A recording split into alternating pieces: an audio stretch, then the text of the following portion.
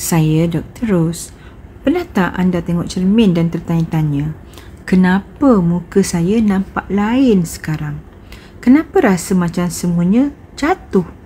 Hari ini saya nak kongsikan sebab sebenar kenapa wajah jatuh dan bagaimana red light membantu wajah menjadi muda semula secara semula jadi.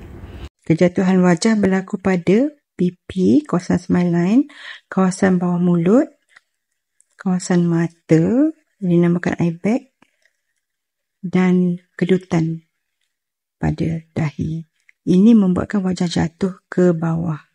Wajah saya kelihatan lebar, mengelebih, bahagian saya punya pipi agak jatuh. Perlu ke kita jaga wajah kita? Kalau tak jaga apa jadi? Wajah akan kecut, berkedut dan nampak lebih tua sebab di dalam kulit kita ni terdapatnya sel-sel kolagen. Dan sel-sel kolagen ni akan semakin lama semakin kurang dan kalau tak ada vitamin dia akan terus hilang. Kulit kita ni dia ada beberapa lapisan tau. Bila toksin masuk, dia akan berakar umbi dalam kulit macam ni. Bila kita meningkat usia, perubahan akan berlaku pada lapisan dalam wajah.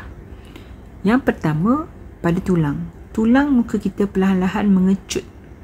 Struktur yang dulu kuat menjadi semakin lemah. Perubahan pada bad fat ataupun cushion lemak. Lemak bawah kulit ni dia macam cushion ataupun span kolagen.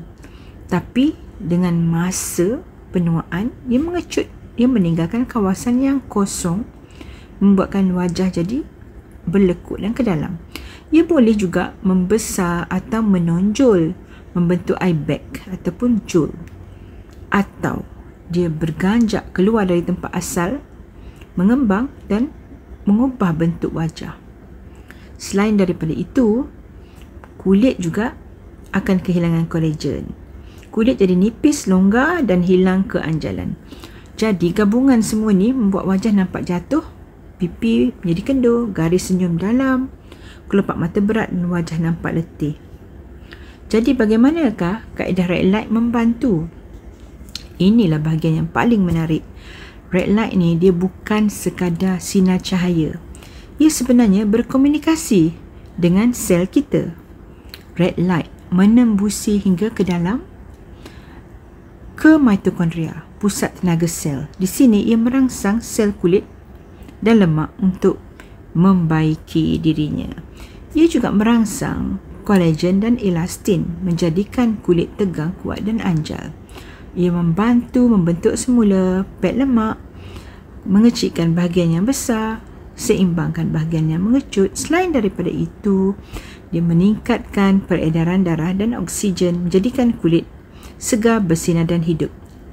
Yang paling penting, ia lembut, tidak menyakitkan dan bekerjasama dengan sistem semula jadi badan kita untuk menghasilkan wajah yang harmoni.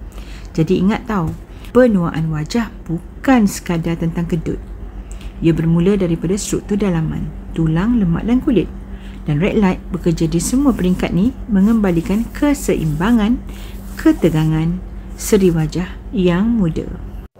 Hai, saya baru saja membuat rawatan di Majlis Estetik, iaitu rawatan red light untuk wajah saya yang sebelum ni kelihatan lebar, mengelebih, bahagian saya punya pipi agak jatuh. Tak rugi buat red light kerana saya dapat apa yang saya harapkan.